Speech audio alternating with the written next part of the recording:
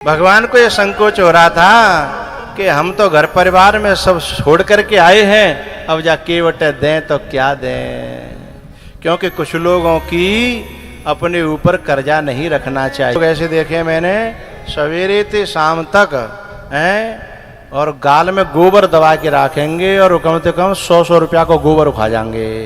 गोबर तो समझ रहे हो ना, बाको नाम का लूँ मैं हैं, वो गोबर तो गए अभी तो गोबर तो इतना नुकसान नहीं करेगा जितना वो नुकसान कर तो का है, गलपट्टी में दबे हो रहे तो का है। फिर 4-6 साल बाद तो मोह भारी भी लायक ना रहते ही वे उंगलियाँ ही भीतर ना जाती और नमक मिर्च की सब्जी नहीं खबती, उनसे आंतों में छाले हो जाते हैं। बाकी बात डॉक्टर कहता है मेरे पास इसका कोई इलाज नहीं है और खा लो बा गोबर है। या तो फिर कीर्तन तो बोलो, या तो वो गोबर का करे बोलन देगो हैं। तो मैं उनसे कहता हूं कि भैया जा गोबर है ना कि कल दूसरे गरबटे में धल ले हो, भीतर कर ले ना कि बोल ले राम राम, लेकिन वो बोल नहीं देता। तो वो 100 रुपया को गोबर खा जाते हैं, लेकिन छोटी छोटी बातों में सब्जी वाले से लड़ जाते हैं, रिक्शा वाले से लड़ जाते हैं, अपने काम वालों से लड़ जाते हैं। हमारे शास्त्रों में लिखा है कि कभी धोबी की धुवाई नहीं रखनी चाहिए अपने सिर पे, बाल कटाई भी अपने सिर पे नहीं रखनी चाहिए, उधार भी नहीं, नगद देना चाहिए है। नाभिक की उतराई भी नहीं रखनी चाहिए, तुरंत देनी चाहिए है। ब्राह्मण जब ब्याह पढ़े तो पंडित जी को ब्याह पढ़े के बाद में जो बंत होए बातें और ने 100 रुपया ज्यादा दे देनी चाहिए। लेकिन लेकिन वहां जरूर जिद करेंगे कि पंडित जी अपनी तो फिर देख लेंगे, इन्हें वो टेंट वाले देने हैं और आशकवादी वाले देने और फलाने देने हैं, जबकि ये सब तुम्हारे शुभ पूरे जीवन की चिंता नहीं कर रहे। लेकिन ब्राह्मण जो मंत्र बोलता है तो तुम्हारे सुखी जीवन की चिंता करके कहता है कि तुम्हारा जीवन सुखी हो हैं। और जो आय का है वे चिंता नहीं कर रहे, लेकिन वो पूरा पेमेंट होगा हा? लेकिन बेचारे पंडित जी बोले पंडित तो मैंने करे कहा गुणम गुणम स्वाह करिए, गुणम गुणम स्वाह करिए बस ने का हाँ? इसे उपन कहते हैं, इसे नासमझी कहते हैं। तो राम जी, अब राम जी से केवट मांग थोड़े ही रहा था, लेकिन वो तो अपना जमीर जो है गवाही नहीं दे रहा था इस बात की कि बिना दिए चले जाएं। प्रभु ही सकुच एहि नहीं कछु दीना, प्रभु ही सकुच। उनको खुद ये अंदर से संकोच हो रहा था कि मैंने इसको कुछ दे नहीं पाया, मैं क्या करूं।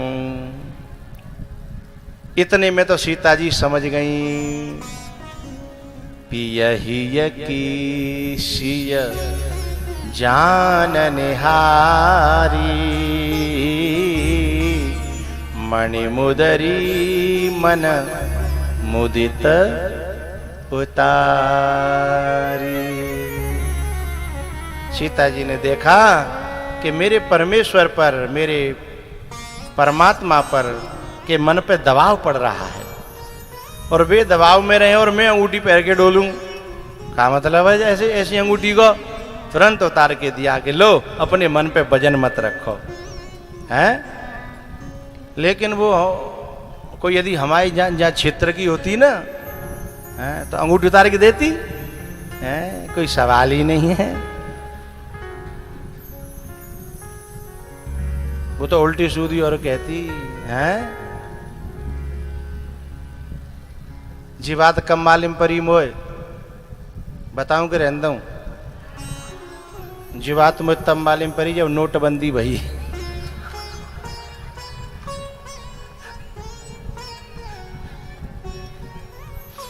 नोटबंदी भई तब जी बात पतो परी। पहले तो माताओं ने झूठ समझा कि कंगना वैसे ही उड़ाए रहे हैं। अच्छा पता नहीं परमात्मा को पता था कि जन मोदी जी को पता था कि 500 के इकट्ठे करें हैं? पता नहीं कहां से पता लग गया।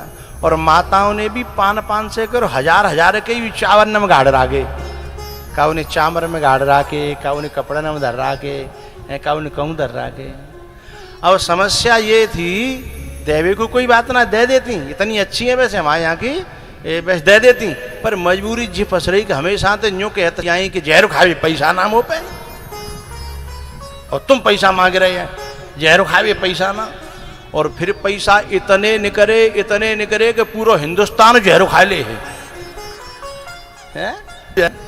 अब पैसा तो गए सो गए, संग में इज्जत है और चली गई है। यदि आदमी पे विपत्ति परी हो और सोनो चांदी मैयन पे धरे हो तो जो ना कहे कोई बात ना है, जी तो फिर बन जागो, तुम पे आपत परी है, ले जाओ ना। पहले तो तैयार रहते हैं कि अब जी लुट रो है आदमी, और मैं पैसा पे चांदी पे सोने पे निगाह डालेगो तो पहले ही कह देते सुनो मुझे पता हो तुम कज्जू लेके धर रहे हो, निगाह डारी में सोने पे तो मुँह तो बुरो कोई नहीं होगा। पहले तो ही रास्ता क्लियर कर लेते हैं कि तुमन तो अपनों तो लुटा दो हैं, अपने तो खोई बैठे, बड़े दानी बनता है, दिया हो अपने बा भैया है। खबरदार जो मेरी चांद सोने की तरफ निगाह करी तो हो हैं, जो रहेगो जब लुटा दो। सो पहले तो ही रास्ता क्लियर कर लेंगी, लेकिन सीता जी उनमें से नहीं थी। सीता जी ने कहा इन्हीं दिनों के लिए तो ऐसी चीज होती हैं, और आदमी खुश रहे, ठीक रहे, हल्को रहे, ये चीज तो आती जाती रहेंगी। पर मैं कहूंगा ऐसा व्यवहार उन देवताओं के लिए करना जो सचमुच देवता हैं। कहीं तुम शराबी के लिए अपना खजाना खोल दो ना, वहां ये नियम लागू नहीं होता। नहीं वो तो तुम्हारे सोने चांदी का वो तुम खा जाओ बेच के, उनका ऐसा नियम नहीं है। इंसान के लिए नियम है, कुकर्मियों के लिए ये नियम, क्योंकि कम से कम अंगूठियां उठे के लें, कम से कम रात तो होना चाहिए। लेकिन वहां तो अपराध लगेगा है।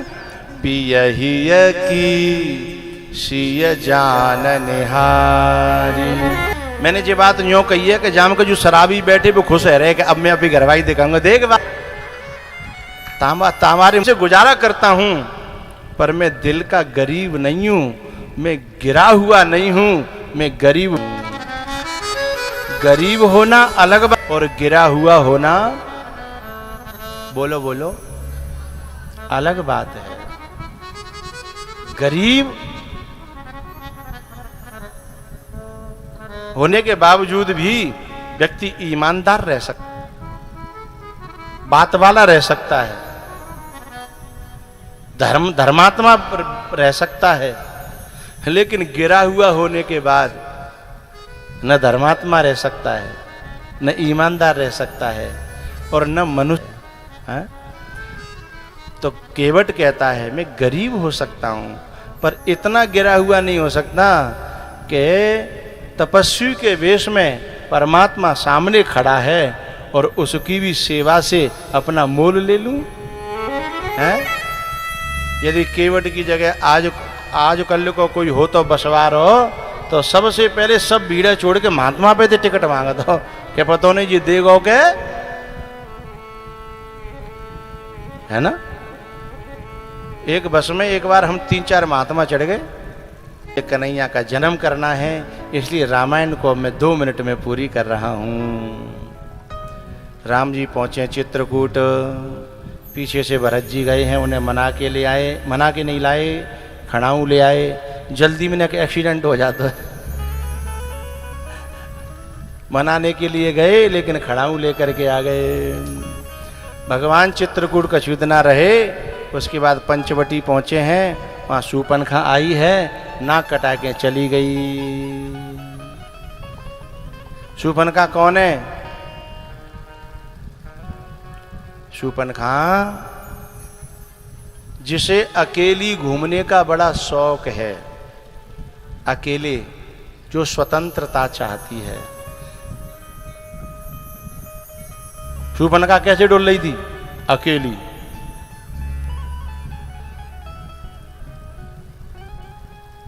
और अकेली तो डोल ही रही थी, बाकी क्यों डोल रही थी, किस लिए डोल रही थी, ये भी सोचना पड़ेगा, हैं? किस लिए डोल रही थी, क्यों डोल रही थी? तो ऐसी नारियां खुद की भी नाक कटाती हैं और वंश की भी नाक कटा देती हैं। रावण को जाकर के भड़का दिया, फिर युद्ध हुआ। मारीच लेकर के सीता जी का हरण करके ले गया था, युद्ध हुआ। पहले कुंभकर्ण मरा, फिर मेघनाथ मरा, फिर मेघनाथ के पापा जी आए, 10 घोपड़ी वाले, 20 हाथ वाले। युद्ध में जब आए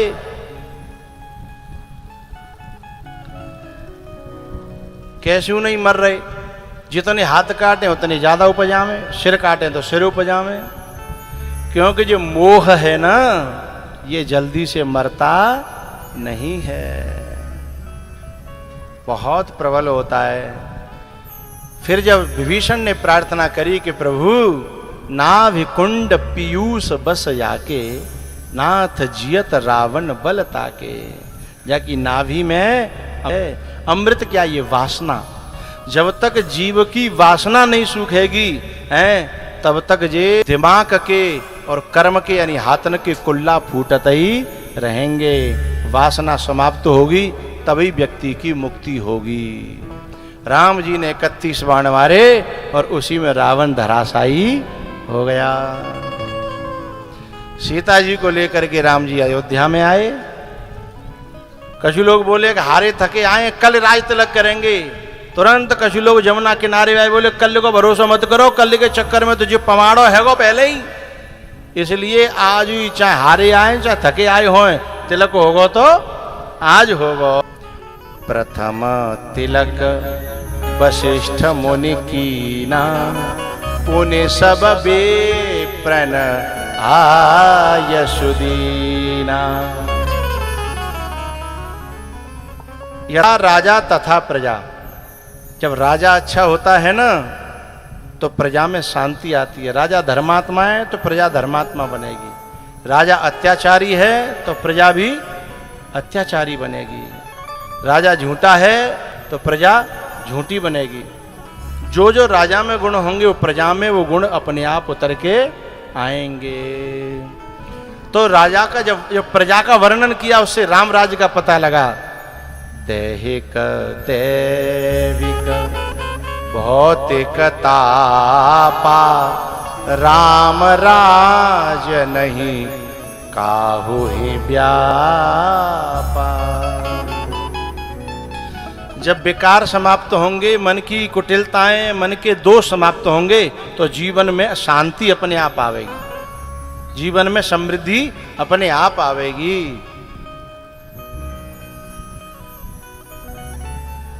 इसलिए सब नर करहि परस्पर प्रीति, सब लोग प्रेम करते हैं और प्रेम होते हैं वहां सुमति होती है, और सुमति होती है वहां संपत्ति अपने आप चल करके। जहां सुमति तहां संपत्ति नाना, अपने आप चल करके आती है। और जहां कुमति तहां विपत्ति निधाना। भैया इस प्रकार से राम राज्य यहां हुआ। अब आगे जो है कन्हैया के जन्म के लिए चंद्रवंश का बहुत लंबा वर्णन है।